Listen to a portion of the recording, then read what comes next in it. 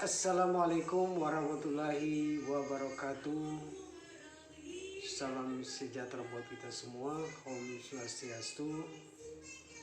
Buat teman-teman petani porang di mana saja berada di seluruh Indonesia. Salam kenal dari saya, Palu, Sulawesi Tengah. Salam sukses selalu buat teman-teman yang ada di seluruh Indonesia, utamanya petani porang. Hari ini saya mencoba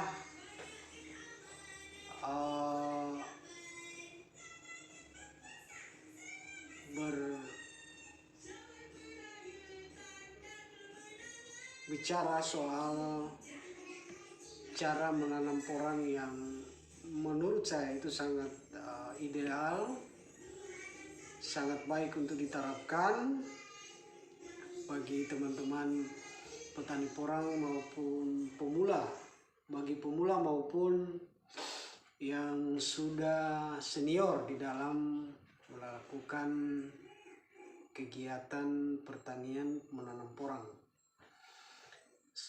Pada malam hari ini saya coba menjelaskan, dan ini bukan merupakan saya menggurui teman-teman yang sudah menanam porang. Mari kita sharing. Jadi jika teman-teman ingin berpendapat atau ingin mengkritik soal apa yang saya sampaikan, silakan memberikan komentar di kolom komentar. Saya coba menguraikan cara menanam porang yang efektif, kemudian membuat porang tumbuh besar umbinya, kemudian hasil kataknya juga cukup maksimal kalau kita terapkan cara tanam yang apa yang akan saya sampaikan sebentar nanti. Tapi sebelum Anda melanjutkan menonton video ini, saya sarankan Anda jangan lupa subscribe, pencet tombol loncengnya, dan lupa di share and like, sehingga saya akan menyajikan video-video berikutnya. Oke teman-teman, di dalam perjalanan saya mengunjungi teman-teman yang sudah menanam porang, atau saya sering lihat di YouTube, nonton di YouTube, teman-teman di seluruh Indonesia banyak menampilkan tanaman porang ketika dipanen umbinya kadang hanya mencapai 1 kilo, 1,5 kilo, bahkan hanya mencapai setengah kilo, bahkan cuma 300 mili. Kalau saya melihat teman-teman, saya saksikan di YouTube, di video di YouTube yang saya nonton, ada penyebab mengapa umbi porang itu mengecil. Mengapa umbi porang itu mengecil? Umbinya tidak maksimal. Sebenarnya kalau dilihat umbi porang itu, dia bisa maksimal beratnya itu bisa mencapai 10 kilo sampai dengan 15 kilo kalau kita menjaga jarak tanam yang ideal, menerapkan cara tanam yang ideal. Menurut saya teman-teman sekalian, baik yang memiliki modal maupun pemula, ini sangat baik untuk diterapkan dan pasti saya jamin akan sukses. Tidak perlu kita harus membuang biaya terlalu besar untuk menanam porang. Dalam 1 hektarnya membutuhkan 50.000 pohon. Tidak perlu. Untuk mencari keuntungan sampai 500 juta atau 400 juta, kita tidak perlu menanam sampai dengan 50.000 pohon atau 40.000 pohon dalam 1 hektar. Kita hanya cukup menanam 20.000 pohon di dalam 1 hektar atau 30.000 pohon di dalam 1 hektar. Kita sudah bisa mendapatkan keuntungan sampai 500 dan bahkan sampai 600 juta. Kenapa saya katakan demikian? Karena jarak tanam ini yang harus kita perhatikan. Kalau kita memperhatikan jarak tanam ini, maka kita pasti akan berhasil. Saya jamin umbinya akan menjadi besar, kemudian buah kataknya pun akan maksimal, akan banyak. Karena yang menentukan itu adalah umbi. Kalau umbinya besar, pasti kataknya pun akan banyak. Bagaimana bisa menghasilkan umbi besar? Ya, jarak tanam. Kalau menurut analisa saya selama ini, analisa ilmiah saya, bahwa jarak tanam yang ideal itu adalah 40 kali 80. Memang ada teman-teman yang sudah menguraikan bahwa ada jarak tanam 25 kali 100 atau 25 kali 1 meter. Itu pun masih, menurut saya masih kurang pas. Yang pasnya itu adalah 40 kali 80. Kenapa dia harus 40 kali 80? Bahwa ternyata tumbuhan porang itu sama juga dengan tumbuhan-tumbuhan yang lain. Karena tumbuhan porang itu, dia membutuhkan udara yang cukup, kemudian sinar matahari atau CO2 cukup, kemudian air. Jadi ada 3 faktor ini yang menunjang. Apalagi kalau kita tambah dengan pemupukan yang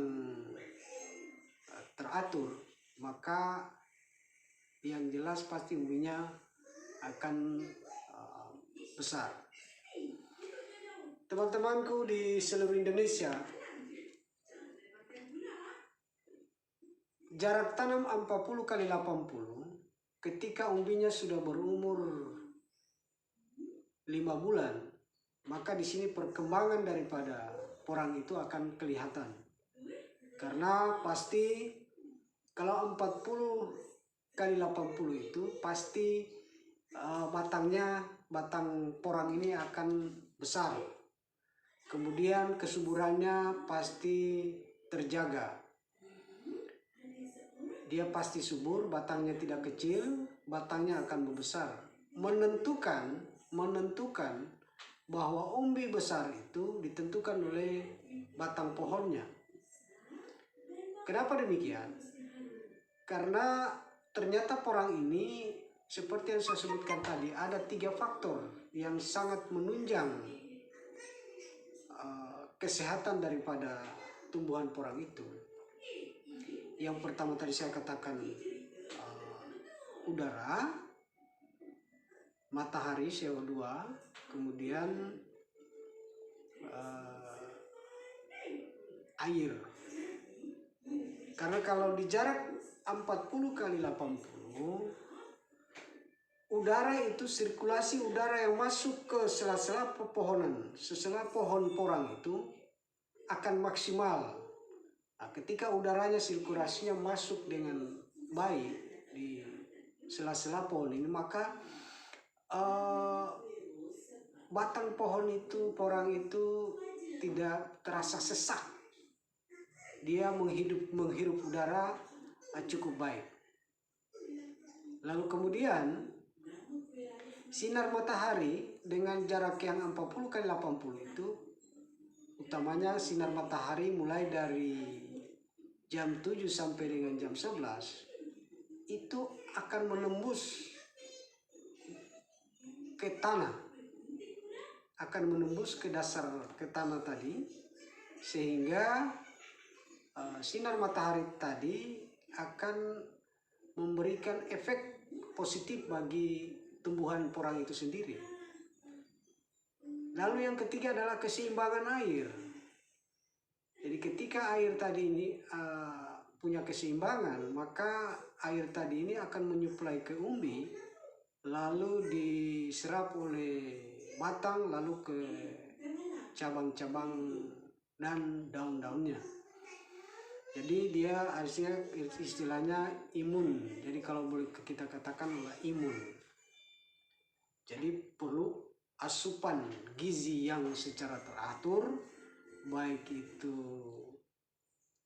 sirkulasi udara yang masuk secara teratur ke sela-sela pohon, kemudian sinar matahari yang cukup bagus menyinari batang-batang pohonnya, lalu kemudian air yang teratur. Ini akan menjadikan porang akan bertumbuh baik. Dan ini pasti, saya sudah melihat contoh-contoh di beberapa tempat bahwa jarak tanam itu sangat menentukan tumbuh suburnya tanaman porang. Walaupun dia di tempat yang agak terbuka, jadi tetap kita pertahankan jarak yang ideal itu dan silakan dibuktikan. Jadi kalau kita menanam 30.000 pohon, tidak perlu harus 50.000 pohon dalam 1 hektar. 30.000 pohon saja kita ratakan saja 5 kilo. 30.000 pohon kita ratakan saja 5 kilo dalam umbinya 5 kilo saja dalam 1 pohon. Kalau dia 30.000 berarti ada 150 ton. 150 ton kita kalikan saja harga 5.000. Kira-kira berapa hasil yang kita dapatkan dari porang? Silakan Bapak menghitung sendiri. Saya hanya memberikan gambaran seperti itu. Dan saya jamin akan berhasil. Saya jamin akan berhasil. Dan ini sesuai penelitian secara ilmiah dari saya, walaupun ini pemikiran anak-anak kampung ya, tidak melalui teori pendidikan yang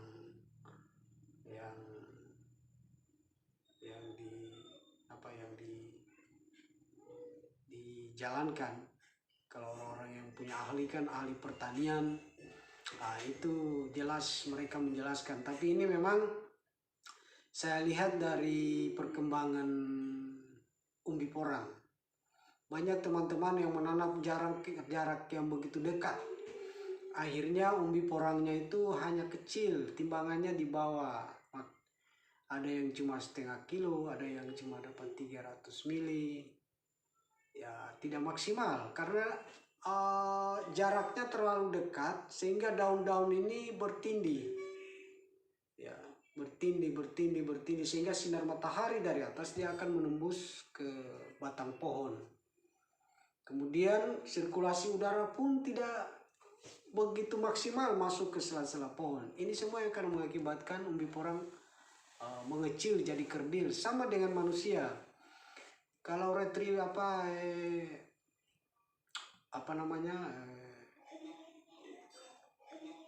ibu melahirkan anak terlalu mepet, pasti anaknya kecil-kecil. Kira-kira begitu dari pandangan saya sebagai orang kampung ya. Tapi coba di teman-teman yang mungkin sebagian menanam porang ini ada backgroundnya di ilmu pertanian, coba diteliti lebih detail apa benar ini penjelasan saya, bahwa ukuran yang ideal dalam menanam porang itu adalah 40 kali 80. Dan saya jamin pasti akan berhasil. Saya jamin pasti akan berhasil. Contoh saya lihat di YouTube, kalau tidak salah di mana itu, di Kalimantan apa di Balikpapan itu. Kalau tidak salah dia mencapai 10 kilo, itu lagi viral itu. Kalau saya melihat YouTube-nya itu, jarak tanamnya pasti tidak seperti jarak tanam yang disampaikan oleh teman-teman. Ada yang 25 kali 1 meter, ada yang 30 kali 25, ada yang 40 kali 60. Yang di Balikpapan itu pasti kalau saya perhatikan jaraknya agak renggang sehingga umbinya seperti itu. Dan itu pasti karena umbi porang itu standarnya sampai 15 kilo. Itu pengalaman ya. Jadi teman-teman yang ada di seluruh Indonesia, baik pemula maupun saya juga pemula ini di dalam menanam porang. Tapi saya selalu belajar mengambil pengalaman dari YouTube yang sudah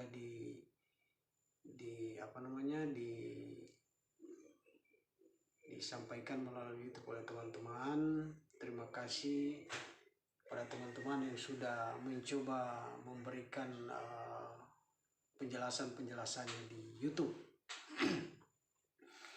Lalu kemudian saya juga masih pemula di Porang, tapi saya yakin apa yang saya sampaikan ini pasti baik untuk diterapkan. Oke, ini hanya sharing ya buat teman-teman petani porang yang ada di seluruh Indonesia. Kalau memang ingin mengkritik atau memberikan komennya atau ada tambahan dari teman-teman, silakan komen di kolom komentar, sehingga akan menjadi bahan perbandingan kita, perbincangan kita, diskusi kita ke depan, sehingga kita sama-sama menanam porang ini memberikan hasil yang terbaik buat masyarakat Indonesia secara keseluruhan. Karena saya yakin porang ini akan memberikan kesejahteraan bagi kita semua. Karena kalau ada istilah di Sulawesi Tengah itu, orang toli-toli memberikan istilah pada waktu itu di tahun 98-99. Waktu itu harga cingke naik mencapai 150.000. Maka orang toli-toli mengatakan selamat tinggal kemiskinan. Karena cingkenya waktu itu panen raya dengan harga 150.000, masih zaman Pak Habibie jadi presiden pada waktu itu. Nah, hari ini di zaman milenial, di zamannya Pak Jokowi, muncullah namanya tumbuhan porang. Dan porang ini sangat potensi untuk ditanam oleh masyarakat seluruh Indonesia. Apalagi di Sulawesi Tengah, tanaman coklat atau kakao itu sudah tidak berproduksi karena terlalu banyak kanker. Akhirnya masyarakat bingung beralih ke mana, beralih ke tumbuhan yang mana. Maka jawabannya adalah menurut saya porang. Tinggal bagaimana keseriusan pemerintah untuk memberikan edukasi kepada masyarakat bagaimana cara menanam porang. Dan satu hal yang sangat menyulitkan bagi masyarakat, utamanya masyarakat kita yang berada di tingkat bawah, keinginan mereka untuk menanam porang sangat besar, tapi karena menurut mereka harga bibit porang katak itu agak terlalu mahal, sehingga mereka agak berpikir untuk menanam porang. Lalu kemudian kalau hanya menanam sedikit, menanam 1.000-2.000, kemana mereka harus melempar, khususnya di wilayah Sulawesi Tengah, Kabupaten Parigi Motong. Ini memang jadi perbincangan kami bersama teman-teman di daerah ya. Jadi kalau cuma nanam sedikit, belinya umpama cuma 1 kilo, lalu kita tanam, nanti setelah dia musim panen, dijual kemana kalau cuma sedikit ya? Ini menjadi pertanyaan. Oke teman-teman, terima kasih. Mungkin saya akhiri sampai di sini.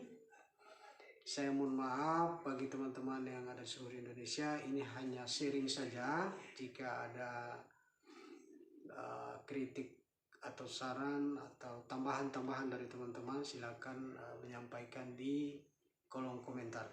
Oke, saya akhiri. Wabillahi taufiq wal hidayah. Wassalamualaikum warahmatullahi wabarakatuh. Sukses selalu petani porang.